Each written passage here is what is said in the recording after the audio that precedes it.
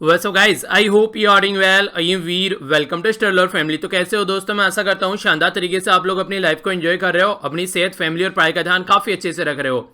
Life में 3 area आप लोगों को ऐसे देखने को मिलेंगे जिस पे हमारा फोकस हम लोग को डिसाइड करना पड़ेगा किस पे कितना फोकस देना है। एक तो सबसे पहले बात की जा रही है पास्ट के बारे में। तो बोला जा रहा है पास्ट जो होता है वो हमारे लिए लेसन होता है, उससे हम लोगों को सीखना होता है। आप लोगों ने एक कहावत भी सुनी होगी, बहुत ही इंपॉर्टेंट है और ये इंप्लीमेंट भी आप लोग कर सकते हैं कि हमारी जो लास्ट मिस्टेक है ना वो हमारी सबसे बड़ी टीचर होती है। यानी कि जो भी आप लोग लास्ट गलती कर कर आए उससे सीखकर आप लोग आगे बढ़िए तो लाइफ में आप लोग सही पाथ पर चल पाएंगे।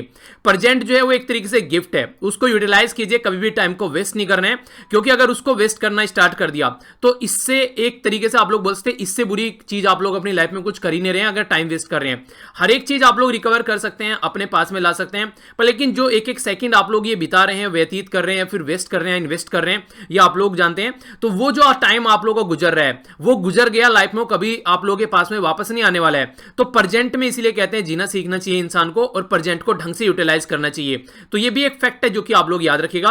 और तीसरा है फ्यूचर होता है मोटिवेशन। कैसे आप लोग कुछ अचीव करना है लाइफ में आगे आने वाले टाइम में, तो आप लोग देखिएगा उसको कि हाँ यार लाइफ में आईएएस बनना है, यार लाइफ में मुझे बिजनेस करना है, लाइफ में मुझे ये वाली जॉब चाहिए। तो ये एक तरीके से मोटिवेशन होता है जो आप लोगों को काम करने की प्रेरणा देता है। हाँ, आप लोग कंटिन्यूअस उस काम को करते रहिए। तो ये तीनों चीजों पे आप लोग कितना कितना फोकस देना है, ये चीजें आप लोगों को देखनी पड़ेगी, क्योंकि जो पास्ट में जीते रहते हैं वो प्रेजेंट में कुछ नहीं करते हैं और फ्यूचर में तो कभी कुछ अचीव कर ही नहीं पाएंगे। इसलिए कोशिश करनी है कि पास्ट को बस इतना ही आप लोग अपने ऊपर हावी होना दीजिए ताकि आप लोग उससे सीख सकें। प्रेजेंट में कंप्लीटली जिए और फ्यूचर में इतना रखिए अपने आप को ताकि आप लोगों के सामने एक मोटिवेशन बना रहे कि हाँ कुछ अचीव करना है। इससे फालतू पास्ट और इसी के साथ में फ्यूचर में नहीं घुसना है, प्रेजेंट में घुसे रहना है पूरे तरीके से अगर लाइफ में आप लोग कुछ अचीव करना चाहते हैं तो। बाकी एक नजर डाल लेते हैं कोविड-19 के केसेस के ऊपर। ऑल ओवर वर्ल्ड में कोविड-19 के जो केसेस हैं ये यहाँ पर 2 करोड़ होने वाले हैं। तो अभी फिलहाल 1,95,23,687 केस यहाँ पर देखने को मिल रहे हैं। टोटल जो लोगों की जान जा चुकी है वो 7,22,951 लोगों की जान अब तक जा चुकी है। रिकवर कर चुके हैं 1,25,33,362 लोग यहां से रिकवर कर चुके हैं। यूएसए टॉप पर है 50 लाख केस के साथ में, 29 लाख केस के साथ में ब्राजील दूसरे नंबर पर, इंडिया तीसरे नंबर पर है 20 लाख केस के साथ में, रसिया चौथे पर और साउथ अफ्रीका 5वें नंबर पर। कल सबसे ज्यादा केस आए यहां पर यूएसए के अंदर में 63,000, दूसरे नंबर पर इंडिया में और तीसरे नंबर पर ब्राजील में देखने को मिले। हमारी कंट्री में जो कल सबसे ज्यादा केस देखने को मिले वो निकल कर आए यहां पर कहां से? आंध्र प्रदेश से। आंध्र प्रदेश काफी अच्छी चीजों को आगे लेकर चल रहे हैं।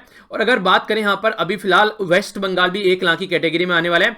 फिलहाल अभी हमारी कंट्री में महाराष्ट्र, तमिलनाडु, आंध्र प्रदेश, कर्नाटक, दिल्ली और उत्तर प्रदेश ये वो एरिया है जो 1 लाख का आंकड़ा क्रॉस कर चुके हैं। ठीक है, तो इसके बारे में याद रखिएगा। 20 लाख केस हमारी कंट्री में आ चुके हैं और अब तक 42,578 लोगों की जान जा चुकी है हमारी कंट्री में इस पर्टिकुलर बीमारी से। ठीक है, तो ये है इसके बारे में। बाकी आज है सैटरडे आप लोग थोड़ा सा चीजों को रिवाइज कर ले कीजिए, काफी इंपॉर्टेंट रहता है जो भी आप लोगों ने पढ़ा है। और अब तो आप लोगों को ये भी पता है कि देखिए एक तरीके से एग्जाम भी आप लोगों के पास में आ रहे हैं, तो जितना ज्यादा रिवीजन करेंगे उतना ही ज्यादा आप लोग चीजों को अचीव कर पाएंगे। तो रिवीजन इज द, एक तरीके से कहते हैं revision is the key of success. ठीक है, तो यहां से रिवाइज आप लोगों को चीजें करनी है। पूरे वीक में जो भी मैथ बेस्ड क्वेश्चन आप लोगों ने डिस्कस किए हैं वो सारे आप लोग कमेंट बॉक्स में एक बार लिखकर उनको रिवाइज कर लीजिएगा कि कौन कौन सी रिवर हम लोगों ने डिस्कस किए हैं, ताकि आप लोग उन्हें भूले ना और लंबे समय तक याद रख पाए। ठीक है, तो ये चीजें थोड़ी सी जरूर देखेगा। और इसी के साथ में जो क्वेश्चन आप लोगों से पूछता हूं उनके आंसर आप लोग जरूर दिया कीजिए, क्योंकि इससे आप लोग लंबे समय तक चीजों को याद रख पाएंगे।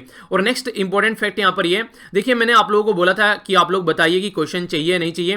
तो कई सारे बच्चों के द्वारा बोला गया कि सर हम लोग 2021 और 2022 की तैयारी कर रहे हैं, तो हम लोग चाहते हैं कि आप क्वेश्चन जरूर दीजिए। ठीक है, तो मंडे से मैं क्वेश्चन स्टार्ट करूंगा। आज है सैटरडे को आप लोग का ऐसे रहता है, यानी कि निबंध रहता है, उसको आप लोग अटेम्प्ट कीजिएगा। वीडियो के एंड में आप लोगों को मैं निबंध दूंगा। ठीक है, तो वो आप लोग जरूर देखिएगा। बाकी एक क्वेश्चन है, आप लोग इसको अटेम्प्ट कीजिए, फिर वीडियो के में आप लोगों को आंसर बताऊंगा।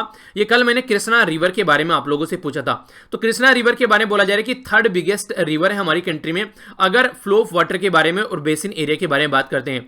यानी कि जितना वाटर फ्लो हो रहा है और उसको देखेंगे, और जो इसका बेसिन एरिया है उसको देखेंगे। बेसिन एरिया का क्या मतलब होता है? आप लोगों ने वॉश बेसिन देखा होगा जहां पर बर्तन वगैरह आप लोग धुलते हैं। ठीक है, तो अगर नल चलाते हैं तो कितने एरिया में पानी, जैसे यहां पर एक ये रहता है, इसमें पानी जाता है नीचे, बाकी पानी इस एरिया में भी जाता है जब आप लोग बर्तन वगैरह पानी वगैरह डालते हैं उसके अंदर। तो ये जो एरिया हो गया, एक तरीके से बेसिन एरिया आप लोग इसको बोल सकते हैं। बाकी पानी तो यहां पर जाएगा, तो ये एक तरीके से मेन स्ट्रीम हो गई। ठीक है, तो यहां पर अगर आप लोग बात करेंगे तो बोला गया 3rd बिगेस्ट रिवर है इस पर्टिकुलर कैटेगरी के अंदर, पूरी कंट्री के अंदर। नेक्स्ट यहां पर बात की जा रही है, ये मेजर इरिगेशन सोर्सेज है महाराष्ट्र, कर्नाटक, तेलंगाना और आंध्र प्रदेश के अंदर। तो कौन सी स्टेटमेंट करेक्ट है? ए में बोला गया वन ओनली बी बोला गया, टू ओनली सी बोला गया, बोथ 1 and 2 डी बोला गया, नाइदर 1 नो 2। सही आंसर क्या है यहाँ पर A B C F D, ये आप लोगों को बताना है। तो वीडियो के एंड में आप लोगों को आंसर बताऊंगा, तब तक आप लोग इसको अच्छे से अटेम्प्ट कीजिए, तब तक हम लोग आगे बढ़ते हैं। छोटी सी एक नजर डाल लेते हैं, काफी दुखद घटना आप लोग यहाँ पर बोल सकते हैं, दोनों घटना यहाँ पर केरला से निकल कर आई। पहले तो यहाँ पर 18 लोगों की जान चली गई एक लैंडस्लाइड में। देखिए होता क्या है, जब बारिश बरसती है, काफी तेज बारिश देखने को मिलती है, उस टाइम पर क्या रहता है, कई सारी जो पहाड़ी फिसल जाती हैं, रूट पर आ जाती हैं, कई सारे लोग उसकी वजह से यहाँ पर उनकी जान चली जाती है, दब जाती है। कई सारी छोटी छोटी जो आसपास में जो बस्तियां रहती है, झुग्गी झोपड़ी रहती हैं, वो इसके नीचे दब जाती हैं। तो 18 लोगों की तो जान चली गई है, ये कंफर्म है, और 52 लोग अभी स्टिल मिसिंग चल रहे हैं, जिनका पता ही नहीं है वो जिंदा है या मर गए हैं। तो समझकर चलिए कंडीशन ऐसी बनती है, अगर इसके नीचे कोई दब गया तो क्या वो इस मलबे में से निकल पाएगा? तो ये समझिए बस इनकी बॉडी नहीं मिल पा रही है एक तरीके से। तो काफी बड़ा डिजास्टर आप लोग बोल सकते हैं। तो ये बहुत बुरी कंडीशन आप लोग यहां पर समझ सकते हैं इस टाइम पर। एक साइड में पेंडेमिक और दूसरी साइड में ये। दूसरी जो इंपॉर्टेंट यहां पर ये खबर है, ये 15 लोगों की जान चली गई, जो यहां पर अभी एयर इंडिया की फ्लाइट देखने को मिली, उसके चलते कालीकट एयरपोर्ट में यहां पर स्लिप हो गया जो एयरक्राफ्ट था, इसकी वजह से यहां पर ये कंडीशन देखने को मिली और यहां पर 15 लोगों की जान चली गई। तो ये दोनों दुर्घटना आप लोग यहां पर देख सकते हैं। तो इनके परिवारजनों को एक तरीके से आप लोग बोल सकते हैं कि सख्ती की जरूरत है, तो आप लोग इनके लिए प्रे कीजिएगा। काफी बड़ी दुर्घटना आप लोग बोल सकते हैं। ठीक है, आगे चलता हूं।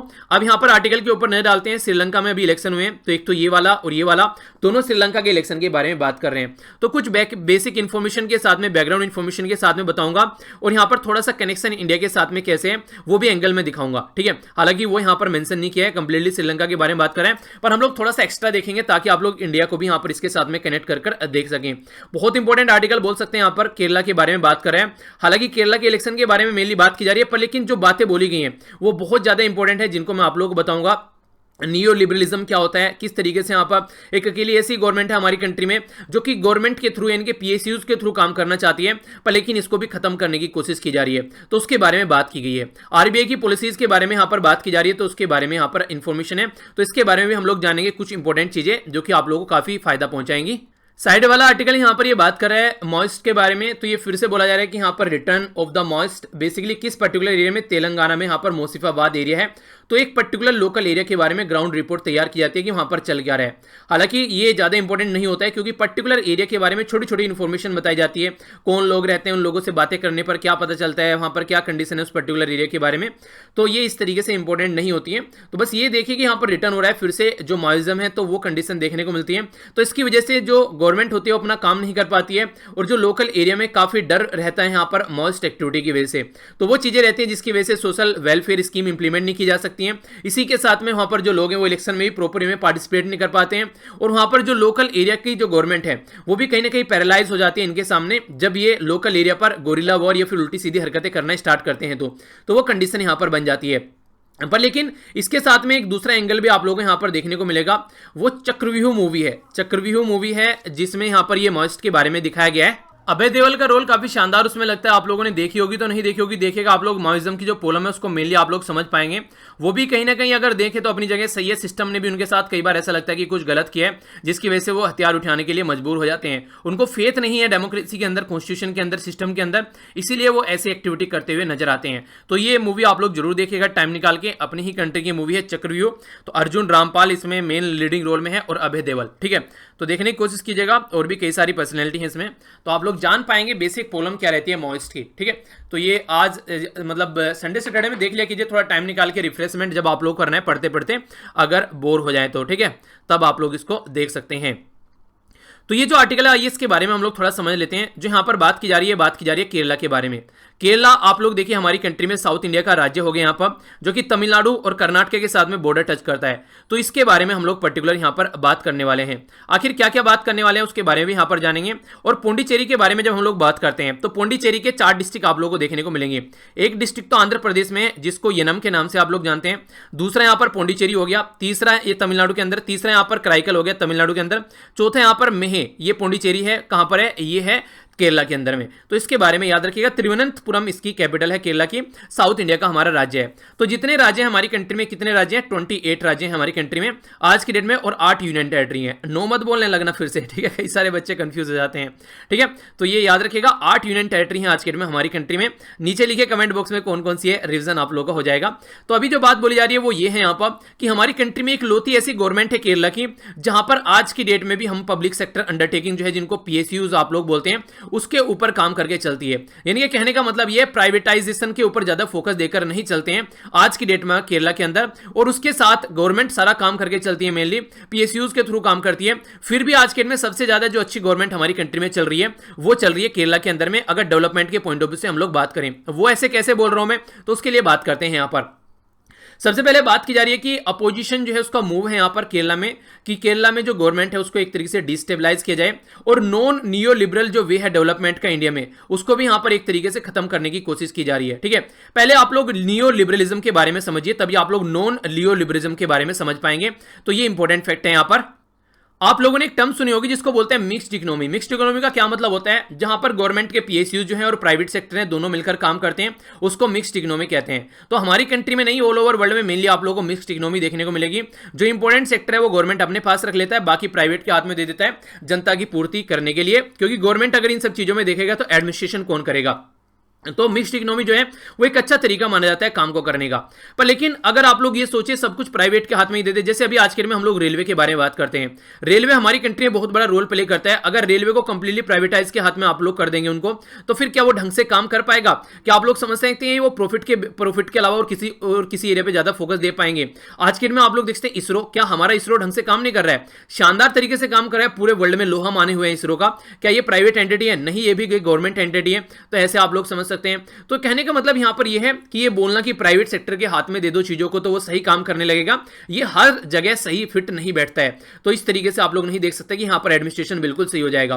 तो नियो लिबरलिज्म का मतलब यहां पर ये होता है जब पॉलिसीज जो मॉडल है वो यहां पर बहुत यहां पर पॉलिटिकल और इकोनॉमिक पॉइंट ऑफ व्यू से ट्रांसफर कर दिया जाता है, जो कंट्रोल होता है इकोनॉमिक फैक्टर का पब्लिक सेक्टर से प्राइवेट सेक्टर के हाथ में। यानी कि पब्लिक सेक्टर से छीनकर जब प्राइवेट सेक्टर के हाथ में पावर दे दी जाती है तो इसको नियो लिबरलिज्म यहां पर बोलते हैं। पर लेकिन केरला के अंदर क्या है, नॉन लियो लिबरलिज्म है। यानी कि यहां पर गवर्नमेंट के हाथ में, इनके पब्लिक सेक्टर के हाथ में ज्यादा पावर है एज कंपेयर टू प्राइवेट के हाथ में। तो ये एक लोती ऐसी गवर्नमेंट है हमारी कंट्री में, इस राज्य के अंदर में, जो अब तक शानदार तरीके से काम कर पा रही है। अपना जिस तरीके से काम कर रही है यहां पर, ये फ्री मार्केट कैपिटलिज्म जो होता है, जो आप लोगों को देखने को मिलता है नियो लिबरलिज्म के अंदर, वो चीजें क्या रहती हैं बेसिकली, वो प्रॉफिट के ओरिएंटेड काम करते हैं। यहां पर लिमिटेड गवर्नमेंट रहती है, तो सारा काम यहां पर इनके द्वारा किया जाता है, प्राइवेट सेक्टर के द्वारा।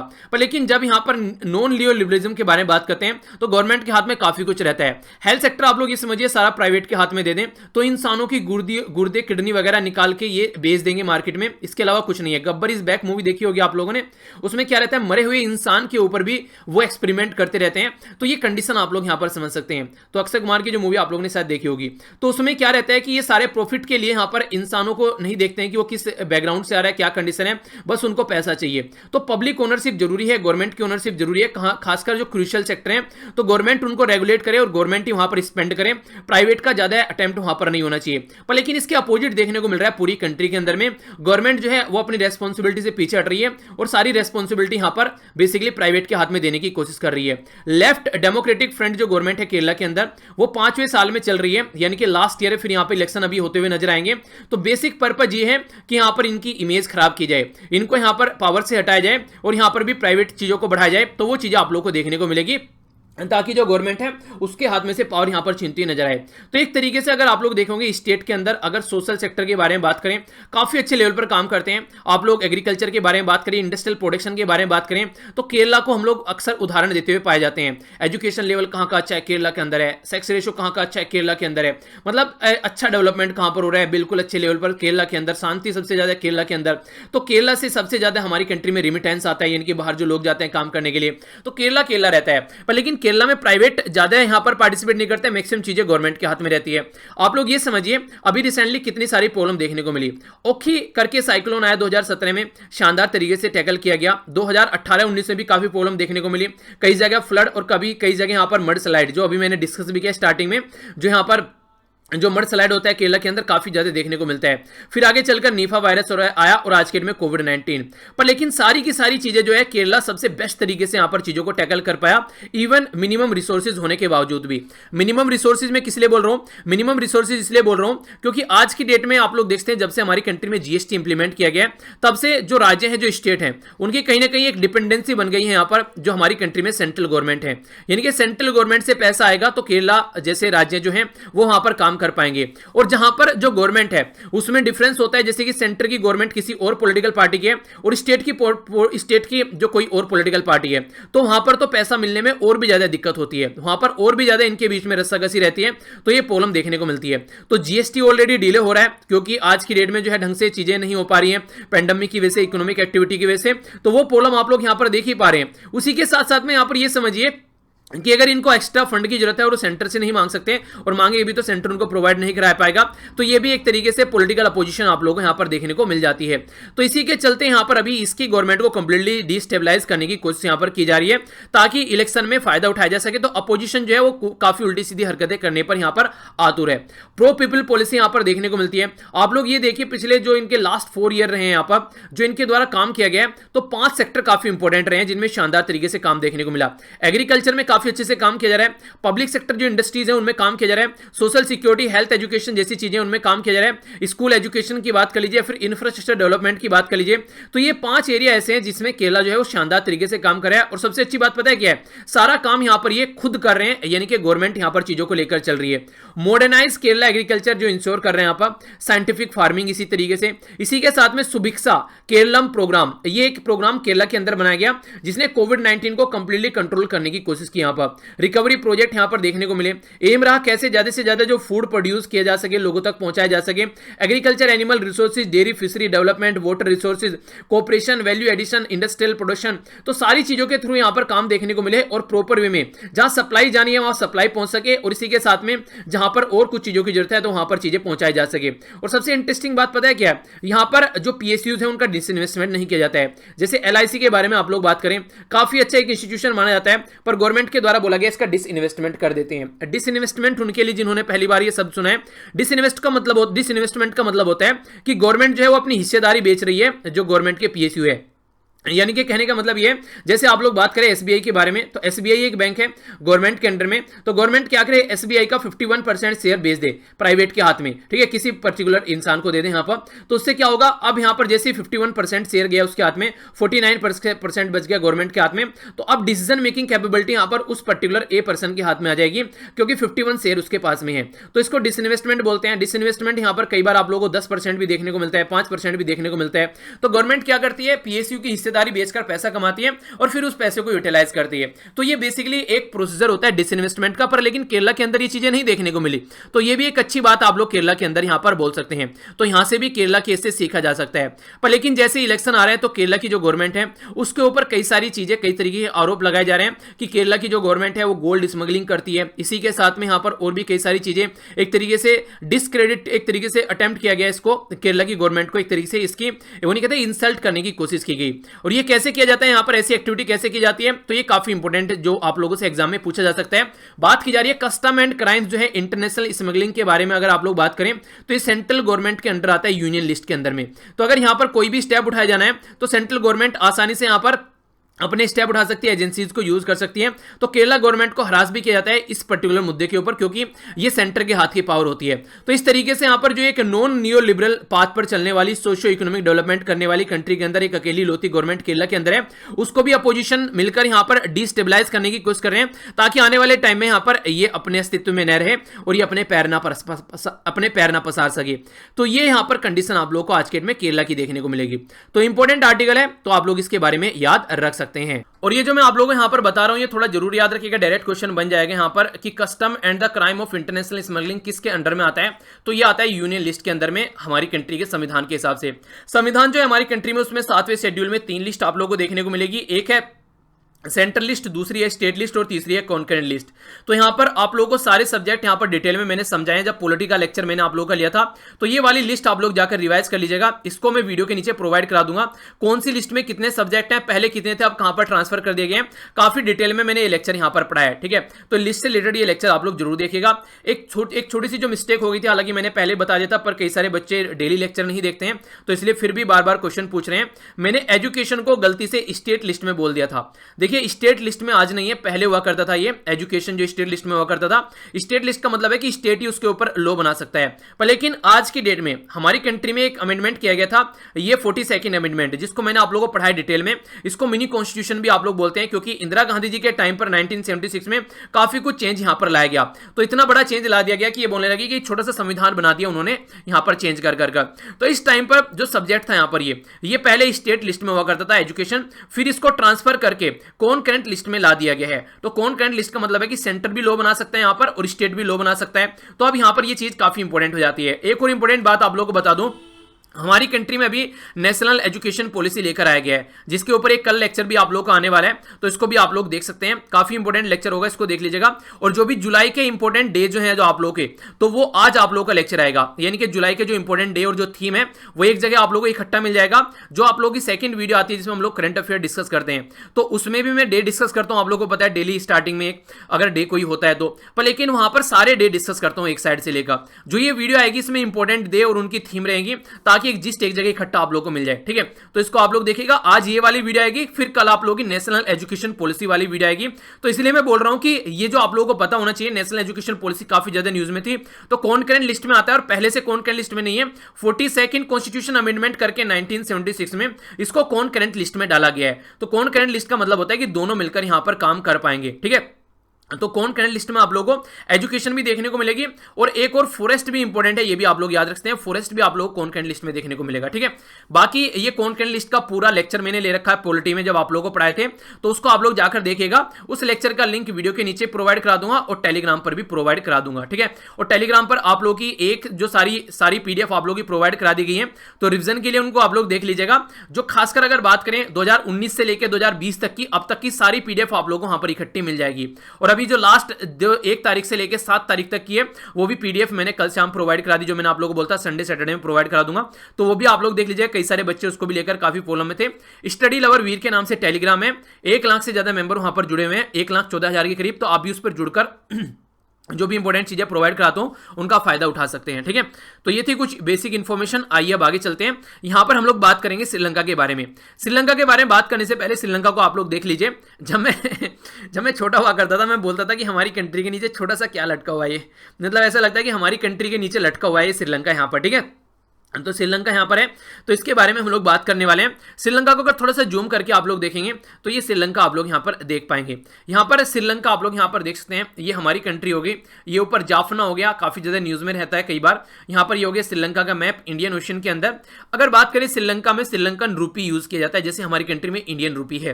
कोलंबो एक तो इसकी कैपिटल है और दूसरी है श्री जयवर्धनापुरा कोट्टे। ठीक है, दूसरी खिचखिच दूर करो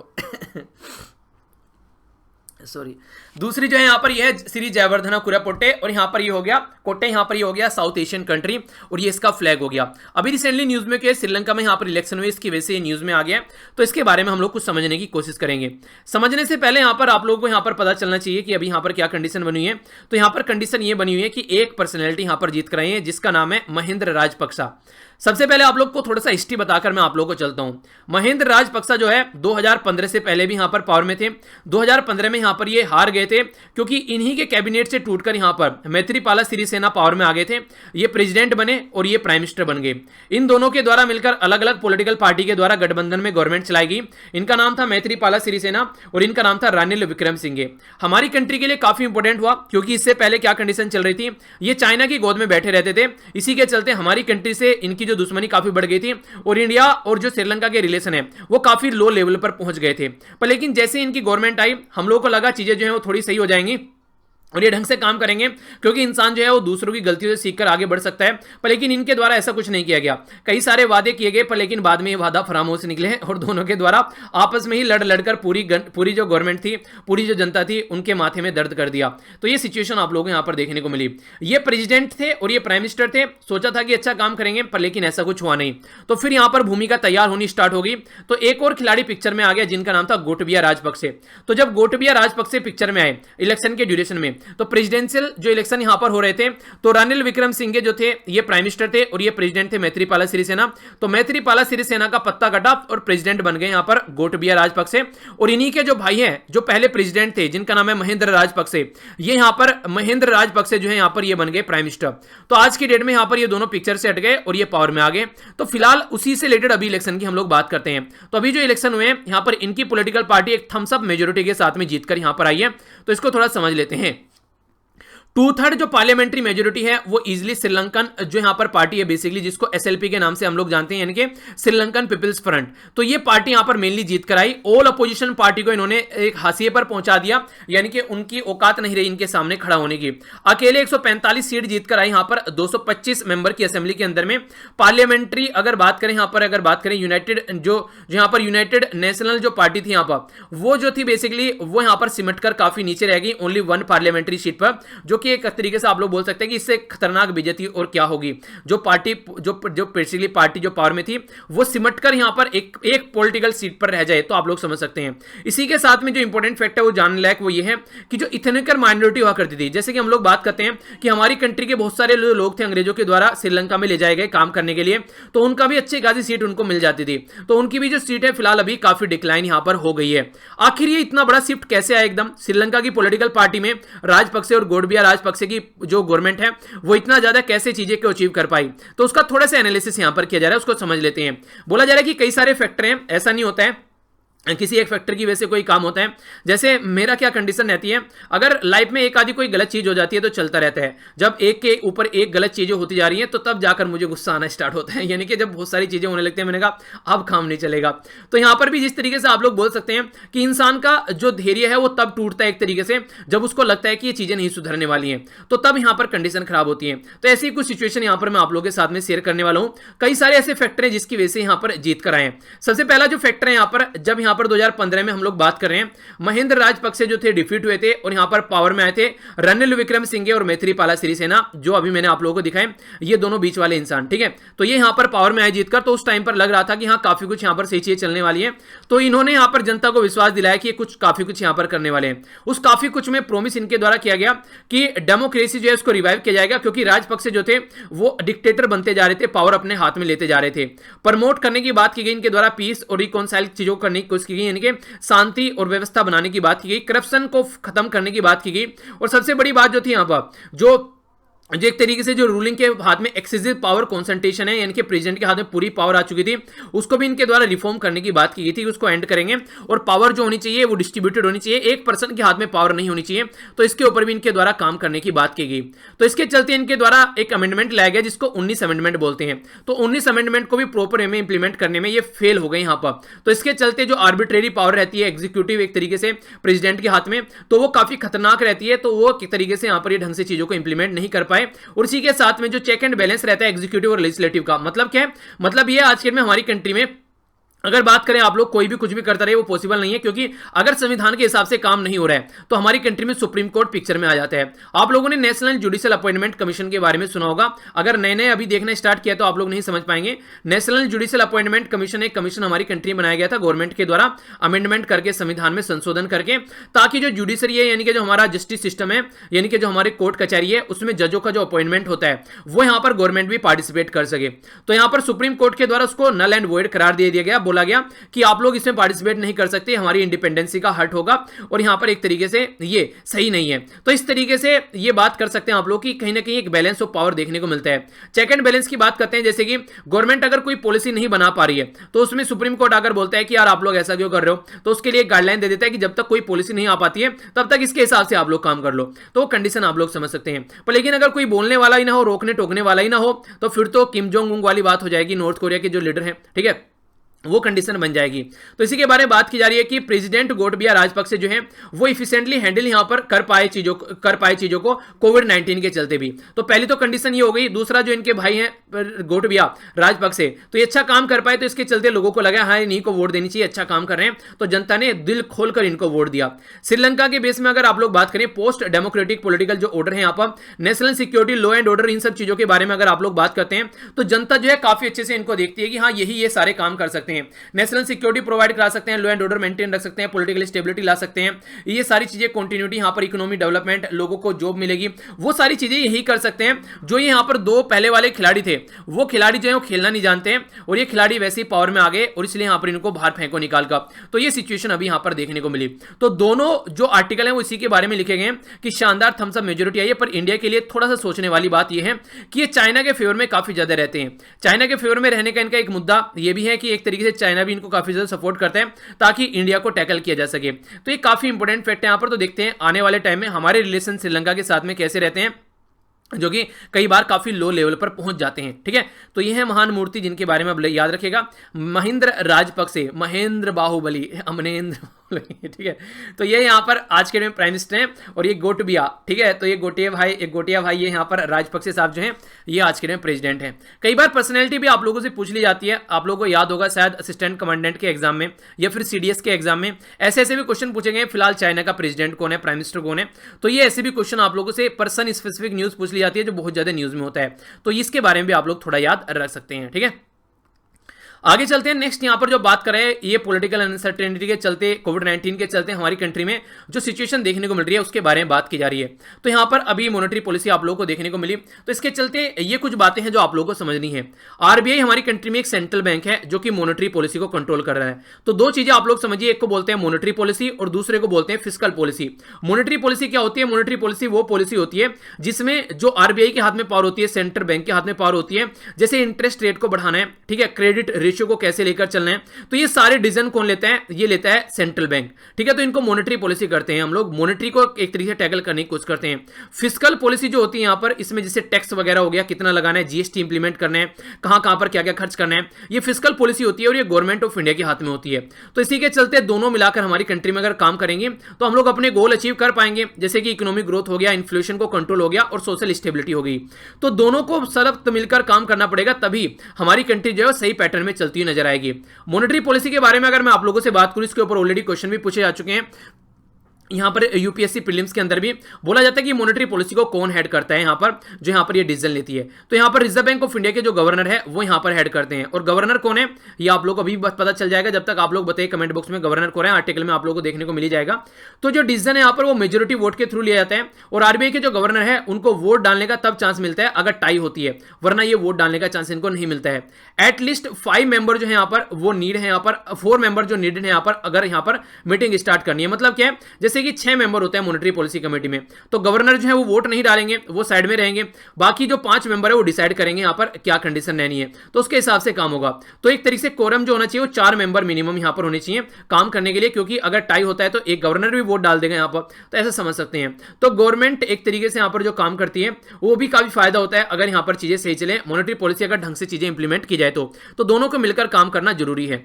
तो इसी के चलते हमारी कंट्री में जो आरबीआई के गवर्नर है जिनका नाम है शक्तिकांत दास, तो इनके द्वारा अभी यहां पर कई सारी बातें बोलेगी, जो मैंने आप लोगों को कल जो है हमारी जो वीडियो आई थी, हमारी जो पीआईबी वाली वीडियो जिसमें हम लोग न्यूज़ एनालिसिस डिस्कस करते हैं, उसमें मैंने ये सारी चीज़ें आप लोगों को बताई भी थी। तो एक बार रिवीजन भी हो जाएगा अब आप लोगों को यहाँ पर।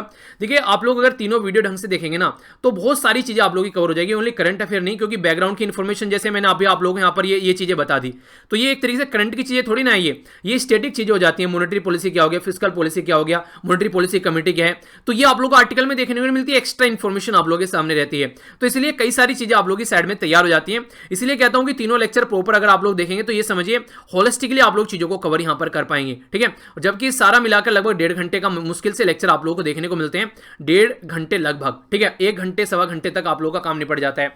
तो इस तरीके से कोशिश करें कि सारी चीजें करिए कंटिन्यूअस तरीके से। 4 बजे वो आती है क्वेश्चन वाली वीडियो, उसके बाद में फिर हिंदू न्यूज़पेपर आता है आप लोग, और फिर आप लोगों की नैनो मैगजीन आती है। ठीक है, जिसमें हम लोग पीआईबी ऑल इंडिया रेडियो अलग अलग न्यूज़पेपर के आर्टिकल डिस्कस करते हैं। तो कॉम्बिनेशन आप लोग का एक अच्छा बन जाएगा अगर ढंग से आप लोग चीजों को लेकर चलेंगे। पॉलिसी पर यहां पर बात की जा रही है, पॉलिसी प्रिस्क्रिप्शन के बारे में। तो बैंकों को भी रिस्ट्रक्चर करने की बात की जा रही है कि किस तरीके से वो लोन दे रहे हैं, क्या क्या अलाउ करना चाहिए। नेक्स्ट यहाँ पर जो बात करें रिलीफ देने की बात की जा रही है इंडिविजुअल को भी, ताकि वो बोरो कर सकें। इसी के साथ में यहाँ पर अगर बात करें नो एक्सटेंशन अनाउंस कि यहाँ पर लोन जो मॉरिटोरियम है उसके लिए बियॉन्ड 31 अगस्त तक कोई एक्सटेंशन नहीं होगा। बोरोइंग गोल्ड में रिलैक्स की जा रही है। पर्सनल लोन के लिए भी थोड़ा सा यहाँ पर रिलैक्स किया जा रहा है। नाबार्ड और जो एनएच जो यहाँ पर नेशनल हाउसिंग बैंक है उसके लिए कुछ स्टार्टअप छूट दी जा रही है सपोर्ट करने के लिए, उसको भी यहाँ पर 10,000 करोड़ और इंक्लूडिंग यहाँ पर स्टार्टअप को सपोर्ट करने की बात की जा रही है। तो ये सारी चीजें यहाँ पर अभी मॉनेटरी पॉलिसी के चलते इन पर ध्यान रखा गया। रिजर्व बैंक ऑफ इंडिया ने कोई भी पॉलिसी रेट चेंज नहीं किया क्योंकि एक्सट्रीम अनसर्टेनिटी है, अभी कुछ समझ में नहीं आ रहा है किधर जाना है। तो जो शोक की कंडीशन चल रही है जो आज से पहले नहीं देखने को मिली, तो मॉनेटरी पॉलिसी कमेटी में यहाँ पर फूंक फूंक कर कदम रख रही है। यानी बोलते हैं कि दूध का फूका हुआ छाछ भी फूंक फूंक कर पीता है। तो वो चीजें आप लोग यहाँ पर समझ सकते हैं। कई बार कहावतें गलत हो जाती हैं बोलना कुछ चाहता हूँ कुछ और बोल के निकल जाता हूँ। अगर ऐसा कुछ लगा करे तो बताया कीजिए, ठीक है। आगे चलते हैं। यहाँ पर बहुत सारी और भी अनसर्टेनिटी आप लोगों को यहाँ पर देखने को मिल रही है। हमारी कंट्री में भी सीपीआई इन्फ्लेशन जो है वो 6.1% पहुंच गया।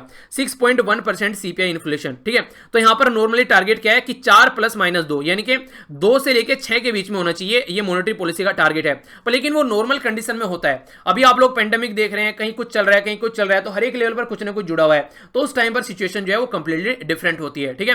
तो उसके चलते आरबीआई जो है यहाँ पर वो इकोनॉमी को एक रोबस्ट रिकवरी मोड में लाना चाहता है और एग्रीकल्चर बहुत बड़ा रोल प्ले करने वाली है यहाँ पर। आप लोगों को पता है कि अच्छी फसल उगाई जा रही है हमारी कंट्री में, मॉनसून भी अच्छा खासा रह रहा है, तो एग्रीकल्चर के ऊपर एक आशा भरी निगाह से देखा जा रहा है सबके द्वारा। मैक्रो इकोनॉमी के बारे में बात करें तो इन्वायरमेंट के बारे में आप लोग बात करते हैं तो काफी लार्ज स्केल पर आज की डेट में आप लोग बात करें, सॉरी जो मैक्रो इकोनॉमी से रिलेटेड जो इन्वायरमेंट बना हुआ है चाइना के साथ में जो प्रॉब्लम चल रही है बॉर्डर के ऊपर, तो वो काफी बड़ी टेंशन आप लोग यहाँ पर बोल सकते हैं। तो गवर्नर जो दास है हमारी कंट्री में आज के डेट में, तो वो चाहते हैं कि चीजें जो है वो ढंग से काम किया जाए आगे, यानी कि आनंद फानन में काम करें, क्योंकि फाइनेंशियल स्टेबिलिटी काफी ज्यादा जरूरी है रिसेट करने के लिए, चीजों को आगे बढ़ाने के लिए। अगर फाइनेंशियल स्टेबिलिटी नहीं रही तो कंडीशन जो है वो और ज्यादा खराब होती नजर आएगी, ठीक है। तो ये बातें यहां पर समझाने की कोशिश की गई है। आइए अब आज का निबंध देख लेते हैं। निबंध है आप लोगों के सामने। इन डेमोक्रेसी, जो डेमोक्रेसी होती है यानी कि एक तरीके से लोकतंत्र होता है, इंडिविजुअल इंजॉय करता है, individual not only enjoy the ultimate power, यानी कि आपके हाथ में पावर रहती है, गवर्नमेंट को उखाड़कर फेंक सकते हैं आप लोग जब भी इलेक्शन वगैरह आते हैं, बल्कि आप लोगों के हाथ में एक रेस्पॉन्सिबिलिटी भी रहती है कि आप लोग एक रेस्पॉन्सिबल सिटीजन की तरीके से बिहेव करना चाहिए। तो ये बातें बताई गई हैं। देखिए जब भी कोई पॉलिटिकल पार्टी अगर आप लोग देखते हैं इलेक्शन के लिए आ रही है, तो मैं आप लोगों को हमेशा बोलता हूं कि पॉलिटिकल लीडर को आप लोगों को नहीं देखना है कि प्राइम मिनिस्टर राहुल गांधी बनेंगे, प्राइम मिनिस्टर मोदी बनेंगे या कोई और प्राइम मिनिस्टर यहां पर बनेंगे अरविंद केजरीवाल, नहीं। आप लोगों को ये देखना है कि लोकल एरिया में आप लोगों का मेंबर ऑफ पार्लियामेंट कौन है, सांसद कौन है, विधायक कौन है, जिनको आप लोग वोट देने जा रहे हैं, क्योंकि वही आप लोगों के साथ में कनेक्शन में रहेगा। सबसे बड़ी प्रॉब्लम हमारी कंट्री में यही देखने को मिलती है कि वही चीजें हम लोग इग्नोर कर देते हैं। तो उसी के ऊपर आप लोग को रखना है कि उसी के ऊपर आप लोग को यहां पर ये ऐसे लिखना है। 2 दिन होते हैं आप लोगों के पास में, संडे और सैटरडे, अच्छे से इसको कवर कीजिएगा। और कई सारे बच्चे काफी अच्छे से अटेम्प्ट करते हैं, उनका भी आप लोग आप लोग पढ़ सकते हैं। ढंग से एक अच्छा ऐसे लिखने की कोशिश कीजिएगा, ठीक है। तो इसके बारे में आप लोग जानते हैं, पॉलिटी पूरी पढ़ा रखी है आप लोगों को, तो आप लोग अच्छे से अटेम्प्ट कर सकते हैं। करंट की जो चीजें उनको भी यूज कर सकते हैं। तो ये सारी एक अच्छा एक निबंध आप लोग लिख सकते हैं, ठीक है। आगे बढ़ता हूं। यहां पर जो बात की जा रही है क्वेश्चन के बारे में, तो कृष्णा रिवर बोला थर्ड बिगेस्ट रिवर है हमारी कंट्री में, पानी के पॉइंट ऑफ व्यू से और बेसिन के पॉइंट ऑफ व्यू से, और महाराष्ट्र, कर्नाटक, तेलंगाना, आंध्र प्रदेश से होकर गुजरती है। तो कौन सा आंसर सही है? ए, बी, सी या फिर डी? ये आप लोगों से पूछा गया था। तो देख लेते हैं आंसर क्या है। यहां पर आंसर इसका बी, सेकंड स्टेटमेंट सही है, फर्स्ट गलत है। वो कैसे, उसको थोड़ा जान लेते हैं। फर्स्ट स्टेटमेंट इसलिए गलत है क्योंकि 4th बिगेस्ट रिवर है हमारी कंट्री में। 3 कौन सी है? गंगा, गोदावरी और ब्रह्मपुत्रा। इसके बाद में फिर कृष्णा रिवर आती है हमारी कंट्री में। ये कृष्णा रिवर आप लोग देखते हैं यहां पर महाराष्ट्र हो गया, ये कर्नाटक हो गया, और ये आप लोगों को आंध्र प्रदेश और तेलंगाना यहां पर देखने को मिल जाएगा। तो महाराष्ट्र, कर्नाटक, आंध्र प्रदेश, तेलंगाना आप लोग यहां पर देखने को मिल रहा है यहां पर, ठीक है। कृष्णा वानी जो है यहां पर, ये रिवर को कृष्णा वानी के नाम से भी आप लोग कई बार जानते हैं। ये यहां पर आप लोगों को देखने को मिलेगा। ये जो रिवर है यहां पर लगभग 1400 किलोमीटर लंबी यहां पर आप लोगों को देखने को मिल जाती है। महाबलेश्वर इसका सोर्स पॉइंट है और बे ऑफ बंगाल में यहां पर जाकर गिर जाती है, ठीक है। तो इसके बारे में याद रखिएगा। इसी के साथ में सिंगली और विजयवाड़ा यहां पर सिटीज हैं जो इस पे आप लोगों को देखने को मिलेगी। तो ये था टोटल आज का डिस्कशन। देखिए लेक्चर को लाइक और शेयर आप लोगों को तभी करना है अगर पसंद आता है। अगर पसंद नहीं आया तो डिसलाइक करके जाइएगा, फीडबैक जरूर देना है, पर ये आप लोग ध्यान रखिएगा। लाइक और डिसलाइक आप लोगों के ऊपर डिपेंड करता है। अगर पसंद नहीं आया तो जरूर डिसलाइक ठोकना है आप लोगों को, ठीक है। बाकी कमेंट बॉक्स करके बताना है कि क्यों डिसलाइक किया, ताकि इंप्रूव किया जा सके। सारी पीडीएफ यहां से जाकर डाउनलोड कर लीजिएगा और लेक्चर को शेयर जरूर करना। अगर अच्छा लग रहा है, अच्छी चीजें ही शेयर करनी होती है। अगर अच्छा नहीं लग रहा है तो बिल्कुल भी शेयर नहीं करना है, क्योंकि गलत चीजें कभी भी सोसाइटी में शेयर नहीं करनी होती है। मेरे साथ में आप लोग फेसबुक, इंस्टाग्राम, टेलीग्राम, ट्विटर पर कनेक्ट रह सकते हैं। सारे लिंक वीडियो के नीचे मिल जाएंगे। कई सारी चीजें वहां पर शेयर की जाती हैं। पीडीएफ सारी एक जगह इकट्ठी यहां पर मिल जाएगी, यहां से जाकर डाउनलोड कर लीजिएगा। एक और इंपॉर्टेंट जो बात आप लोगों से बोलनी है, जब भी टाइम मिले किसी को पढ़ा दीजिए। दिल से जो सुकून मिलेगा उसको किसी चीज के साथ में कंपेयर नहीं कर सकते, तो कोशिश कीजिए किसी को जरूर पढ़ाइए। एक इंसान को पढ़ाते हैं तो आप लोग ये समझिए पूरी फैमिली को आप लोग संवार रहे हैं। तो मिलता हूं नेक्स्ट लेक्चर में। बड़ों को नमस्ते, छोटों को प्यार, छोटी सी लाइफ एंजॉय करो। तब तक के लिए जय हिंद। और हाँ, जो डेज वाली वीडियो है वो आप लोगों को देखने को मिलेगी इवनिंग में, ठीक है। इसके बाद में आप लोगों की नैनो मैगजीन, फिर डे वाली वीडियो, ठीक है। तो मिलता हूं नेक्स्ट लेक्चर में, तब तक के लिए जय हिंद।